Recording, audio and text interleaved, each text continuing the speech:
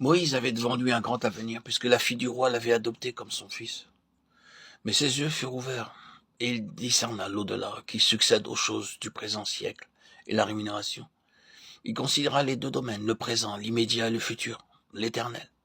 Il plaça dans la balance tout ce que la décision qu'il allait prendre entraînerait pour lui. Et détournant les regards de ce qui se trouvait sous ses yeux, de ce qui l'environnait, il décida de vivre pour l'éternité, pour Dieu.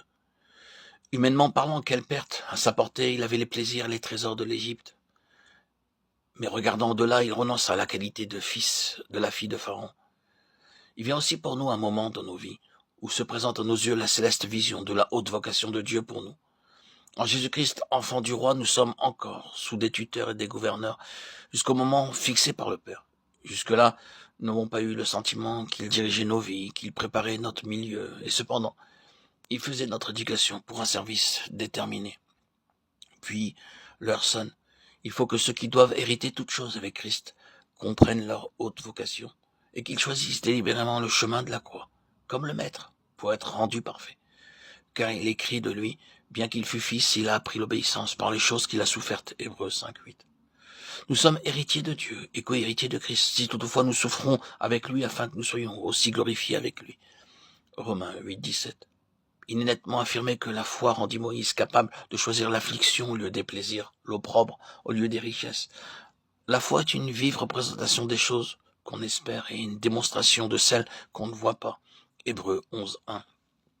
Hélas, pour combien des promesses de Dieu qui nous sont faites ne peut-il pas être dit, mais cette parole ne leur servit de rien, parce qu'elle n'était pas accompagnée de la foi chez ceux qui l'entendirent.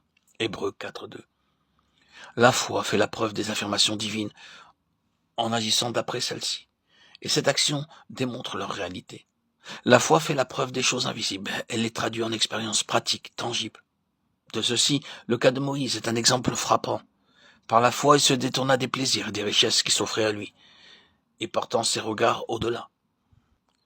Par la foi, il fit la démonstration de ce que son cœur espérait. Pas à pas, il se laissa conduire hors du domaine du visible, jusqu'en la communion du Dieu invisible, communion, intimité, qu'il ne soupçonnait même pas quand il fit son choix en Égypte. La foi est la clé de toutes les richesses divines. L'Évangile déclare ce qui est dans le monde invisible. La foi, c'est simplement croire Dieu, même lorsque ses affirmations semblent démenties par ce qui tombe sous le sens et sous les yeux. C'est l'action qui manifeste notre foi en la parole de Dieu. Nous agissons d'après ce que Dieu dit, déclarations que nous croyons et auxquelles nous devons nécessairement obéir. Une foi vivante implique l'action. Une foi qui n'agit pas peut être considérée comme morte. Une acceptation purement intellectuelle de la vérité n'en fera jamais la démonstration pratique. Si nous croyons la parole de Dieu, agissons en conséquence. N'oublions pas, cependant, que la foi, qui est une démonstration des choses invisibles, demande la communion avec Dieu. Et c'est sur ce point que bien des âmes font naufrage. Elles se reposent sur ce que d'autres leur ont dit de la parole écrite plutôt que sur ce que Dieu leur dit par sa parole.